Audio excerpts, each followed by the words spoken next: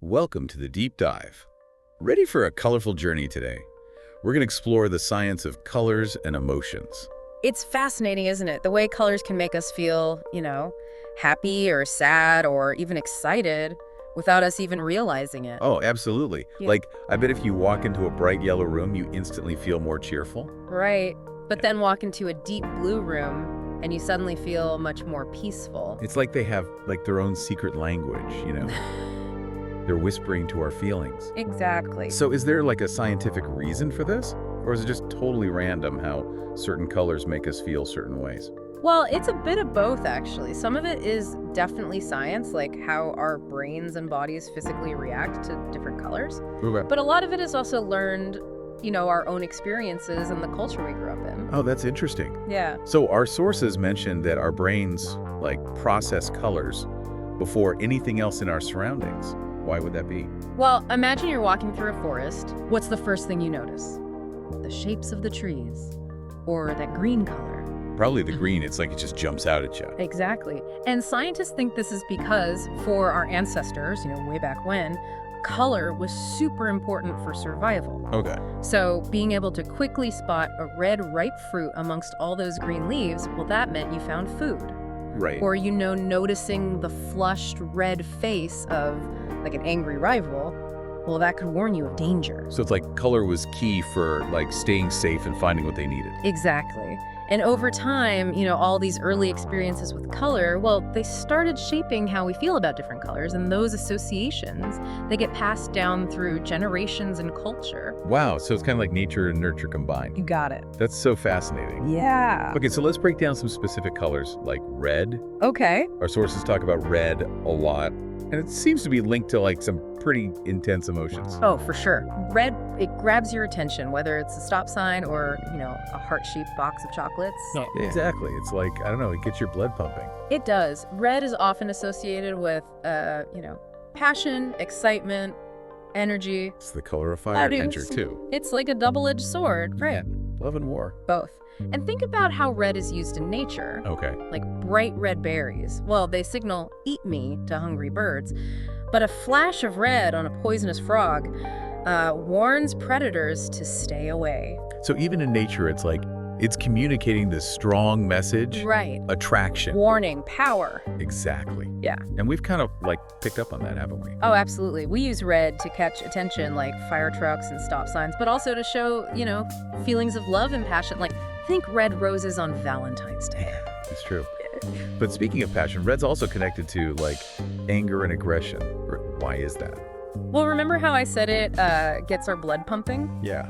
Well, that's because it triggers the release of adrenaline, a hormone that prepares us for action. Oh. Whether it's, fighting or fleeing. So it's like our bodies are ready to go when we see red. Exactly. Which is why it can be energizing, but also, maybe a little overwhelming. Yeah. Too much red can make us feel anxious or even aggressive. Well, for sure. Being stuck in traffic with all those red brake lights glaring at you. Right. I get that. So it's all about finding that balance, I think, with red, using it strategically to create the effect you want without going overboard. Makes sense. Yeah. Okay, let's switch gears to a color that's often seen as the opposite of red, blue. Okay. Blue. I don't know, I always feel a sense of peace and calm when I see blue. Like the ocean or a clear sky.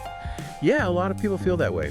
Blue is often associated with, tranquility, trust, stability. It's the color of the sky and the sea, both vast and enduring. So maybe that's why we find it calming. Yeah, it's like it has this grounding effect, After the intensity of red, blue brings you back down to earth. Exactly. And scientifically, blue actually does the opposite of red to our bodies. Yeah, it slows down our heart rate and breathing, promoting relaxation. Wow, so it's not just a feeling, there's an actual physical reason. It's true, and this is why blue is often used in spaces where we want to feel relaxed and focused, like, bedrooms and offices. Our sources also mentioned that blue's a popular choice for brands, especially in tech and finance. Oh, yeah. How do you think that is? Well, blue is seen as dependable and trustworthy. It evokes feelings of stability and security, qualities that are really important for companies trying to build confidence with their customers. Like, we're reliable, you can count on us. Exactly. Think of some of the biggest tech companies. Facebook, Twitter, LinkedIn. They all use blue in their logos. That's true. It's amazing how colors communicate so much without us realizing it. Yeah, it's like they're silent messengers influencing our perceptions and emotions. Totally. Okay, want to explore another color with a strong connection to nature? Green. Ooh, green. Definitely one of my favorites. Yeah. It always makes me think of lush forests, rolling hills, vibrant plant life. Just, yeah. Makes sense.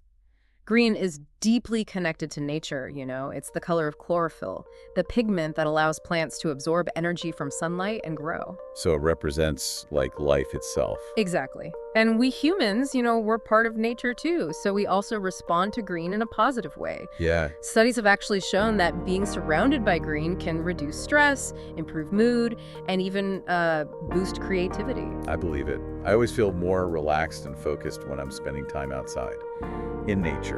It's not just a feeling. Green actually has a calming effect on our nervous system. Helps us feel more grounded. It's like a dose of nature's tranquility. Exactly. Which is why it's often used in hospitals, schools, and other places where people need to feel calm and focused. Makes sense. Yeah. Now, our sources also mention that green can have, you know, different meanings depending on the culture. Oh, that's interesting. Yeah. So in some cultures, green is actually associated with wealth and prosperity, probably because it represents fertile land and abundant crops. So the same color can have totally different meanings in different parts of the world. It just goes to show that our perception of colors is shaped by, well, not just biology, but also by our cultural experiences and beliefs, you know? Right. It's like a universal language with different dialects. You got it. That's what makes studying color so fascinating. It's a blend of science, culture, personal experience. A whole tapestry of meaning and emotion. Exactly. Welcome back to the Deep Dive. For having such a great conversation about colors, Len. It's amazing how much they affect us. Totally. So last time we were talking about how our brains are wired to respond to colors so quickly, Right. and how those responses are shaped by like both biology and culture. Absolutely. And we delved into like red, blue, and green and how those colors make us feel. Mm-hmm. But now I want to dive into like some more practical applications. Okay, yeah. So like knowing how colors influence us, can we use that to, you know, make smarter choices? Absolutely. Like from what we wear to how we design our homes. Absolutely. Okay, so let's start with fashion. Okay. We all know that certain colors, like, you know, make us feel more confident or attractive. For sure. Think of the classic little black dress. Oh, yes. It's elegant, sophisticated, powerful. Makes you feel good. Or like wearing a bright red dress on a date. Oh, yeah. Red. Passion, attraction. It's like you're sending a subtle message. Right. Like, I'm confident and ready. Exactly. But what about like other colors? How can we use them in our wardrobe? Well, if you want to project an air of, you know, trustworthiness and calmness, blue is a great choice. Okay.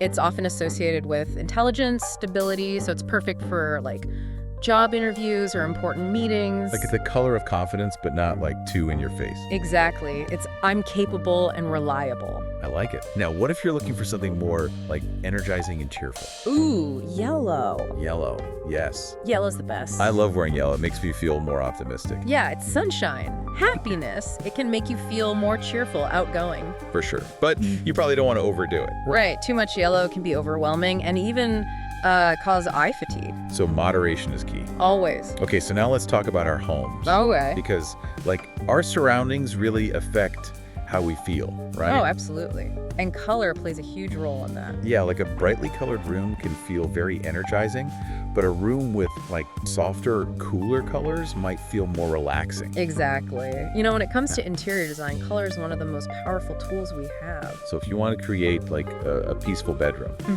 blue's a good choice. Oh, yeah. Excellent choice. It's like bringing the tranquility of the ocean or the night sky right into your home. I love that. Yeah. Blue can help you relax, sleep better. Okay, but what if you want a kitchen that's like more warm and inviting? Ooh, then you might want to consider shades of yellow or orange. Oh, those make me think of sunshine and good food. Exactly. They stimulate appetite and encourage conversation, so they're perfect for those social spaces, you know? It's true. Now, what about green? Oh, green. People use that a lot in homes, especially for like bedrooms and living rooms. Yeah. Where's that? Well, we talked about how green is associated with nature, right? Yeah. Growth, tranquility. It's like bringing the outdoors inside. Exactly. And green can also help reduce stress and improve concentration, so it's a good choice for home offices or study areas too. That makes a lot of sense. So it sounds like the key with interior design is to really think about like the mood you want to create. Yeah, for sure. Now, we can't forget about marketing and branding. Oh no. Big one. Huge. I mean, companies spend so much money figuring out the right colors to use. Absolutely. Because color, it plays a crucial role in branding. Right. It communicates so much about, a company's personality and its value. I think about fast food restaurants. Yeah. They use a lot of red and yellow, right? Oh, yeah. Why is that? Well, those colors are designed to, grab your attention and stimulate your appetite. Red is excitement, urgency, and then you have yellow, which is cheerful and optimistic. It's like, come on in, get excited. Exactly. They're trying to, get you in the door with all that color and energy. Yeah, I see that. Now, contrast that with, banks or insurance companies. Okay. They often use a lot of blue. Because it represents trust and stability. Precisely. It conveys security and reliability, which are, really important qualities for those companies. It's sure. So yeah, next time you see a logo, think about those hidden messages the colors might be sending. I will. I'm going to be looking at them totally differently now. Oh yeah. You'll be surprised how much it influences us. Speaking of hidden influences, our sources mention something called chromotherapy. Oh, yes. What is that? So chromotherapy is a type of alternative healing that uses color to promote well-being. Okay. And different colors are believed to have different effects on our physical and emotional health. So it's like using color as medicine. In a way, yeah. For example, blue light is often used to treat seasonal affective disorder, that kind of depression that happens during the winter. Okay. Because it mimics sunlight and helps regulate our sleep cycles. Right. And green light is sometimes used to, reduce anxiety and promote relaxation. Oh, wow. While red light is thought to stimulate energy and circulation. It's amazing to think that colors can, actually impact our bodies. Yeah, it's a field that's still being explored. Right. But there's growing evidence that color can play a big role in healing and well-being. It's fascinating. I'm already looking at color in a whole new way. Me too. And there's more to come. Welcome back to The Deep Dive. We've been on such a colorful journey. It's amazing how much we've learned about colors and how they, affect us. I know. So last time we talked about all the practical ways to use color, Mhm. like in fashion, interior design, even marketing. Absolutely. But this time I thought we could dive into some more unexpected ways color's been used. Okay, yeah. You mentioned something about calming prisoners with color. Yes. There's this fascinating story about a specific shade of pink Okay. called Baker Miller pink. Baker Miller pink. What's so special about it? Well, back in the 1980s, this researcher named Alexander Schaus noticed that this particular pink seemed to really calm people down. Really? Just by looking at it? Yeah. He did studies in prisons Whoa. and found that Baker Miller pink could actually reduce aggressive behavior in inmates. So they painted the prison cells pink. Some prisons did. They found that even short exposure to it could lower heart rates and reduce feelings of anger and hostility. That's incredible. I wonder if it works on toddlers having tantrums. Maybe. The exact reason why it has this effect, it's still being studied, Right. but it just shows how powerful color can be. It's like this nonverbal communication, influencing us without us even realizing it. Exactly. And speaking of surprising uses of color, there's research suggesting that green glasses can actually help people with chronic pain. Green glasses. How does that work? Well, remember we talked about how green's associated with nature and tranquility? Yeah. Well, some researchers think that wearing green glasses, it can create a sense of calm and reduce stress, which can actually help lessen pain. So it's like visual pain relief. Kinda, yeah. Not a cure-all, but it's an interesting example of how color can be used to improve well-being. Yeah, totally. It seems like we're only just starting to understand how color affects us. I know there's still so much to learn. But we know it's a powerful force. Oh, for sure. It shapes our emotions, our choices, how we experience the world. It's true. So next time you're choosing a paint color or an outfit, or even just noticing colors in nature, take a moment to think about what they might be saying. It's like we're all speaking the secret language of color. I love that. And that brings us to the end of our deep dive into the world of colors and emotions. Thanks for joining us on this colorful journey. We hope you learned something new. And until next time, keep exploring the world with curious eyes. And an open mind.